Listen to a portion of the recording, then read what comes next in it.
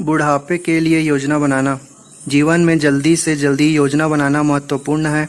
जब मैं अपनी कक्षाओं के सामने यह बात कहता हूँ तो अधिकतर विद्यार्थी सहमति में सिर हिलाते हैं।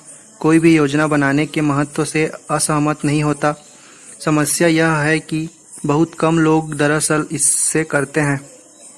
मैं जानता हूँ कि अधिकतर लोग इस बात से सहमत हो जाते हैं कि उन्हें एक वित्तीय योजना लिखने की ज़रूरत है, लेकिन बहुत कम लोग सचमुच इसे करने का समय निकालते हैं। इसलिए मैंने इस बारे में कुछ करने का निर्णय लिया। लंच के 1 घंटे पहले एक क्लास में मैंने एक सूती कपड़े को अलग अलग लंबाई में काटा। फिर मैंने विद्यार्थियों से कहा कि वे एक टुकड़ा लेकर उसके दोनों सिरे अपने टखनों पर बांध ले। काफ़ी कुछ वैसा ही जैसे इंसान घोड़े पर सवारी करते समय करता है।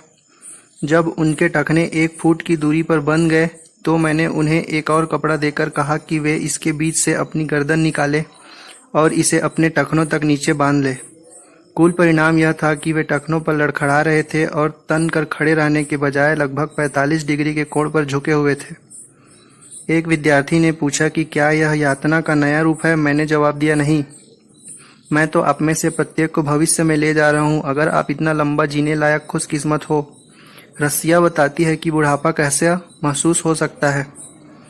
कक्षा से एक धीमी आह निकली। कुछ तस्वीर ले रहे थे, तभी होटल स्टाफ ने लंबी टेबलों पर लंच रख दिया।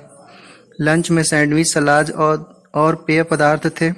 समस्या यह थी कि भुने मांस का बस ढेर लगा था, जिसके टुकड़े नहीं किए गए थे।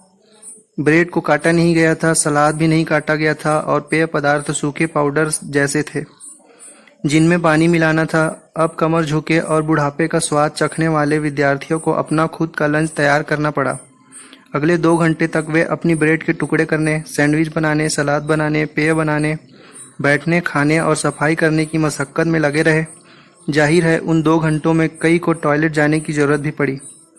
जब 2 घंटे खत्म हो गए तो मैंने उनसे पूछा कि क्या वे अपने जीवन की वित्तीय योजना लिखने में कुछ मिनट लगाना चाहते हैं। जवाब उत्साहपूर्ण हाँ था। एक बार जब रस्सियां खुल गई तो योजना बनाने में उनकी सक्रिय रुचि देखना रोचक था।